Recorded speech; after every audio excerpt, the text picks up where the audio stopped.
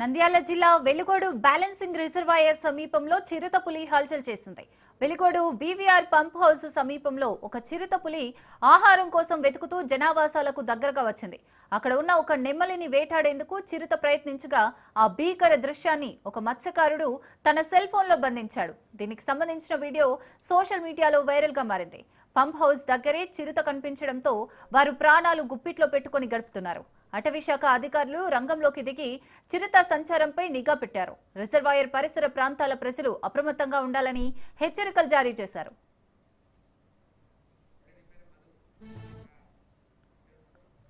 ఇక చిరుత సంచారానికి సంబంధించి మరిన్ని అప్డేట్స్ మా ప్రతినిధి మధు అందిస్తారు. మధు,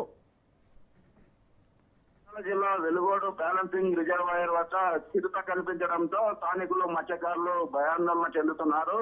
ప్రతిరోజు ఉదయము సాయంత్రము మత్స్యకారులు పడవ సహాయంతో అక్కడికి వెళ్లి చేపలు వేటాడుతూ ఉంటారు. ఆ బ్యాలెన్సింగ్ రిజర్వాయర్ వద్ద చిరుత కనిపించడంతో భయాందోళన చెందుతున్న పరిస్థితి అయితే నెలకొంది. ఆ క్రమంలోనే వీరు వెళ్లిన క్రమంలో ఒక చిరుత నెమలిని వేటాడే దృశ్యాలను మత్స్యకారులు సెల్ ఫోన్ లో బంధించడం కూడా జరిగింది.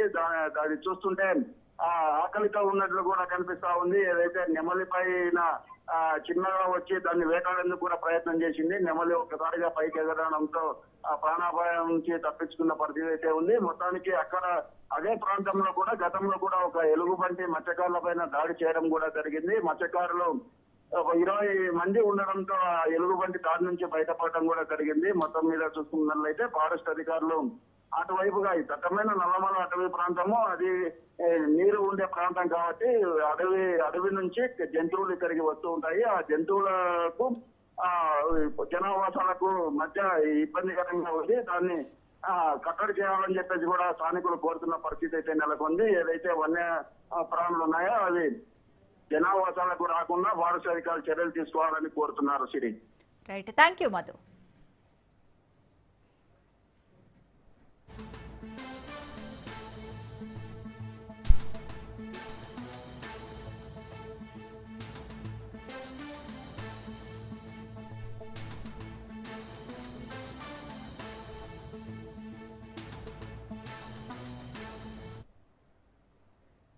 Kiwi bulletin update.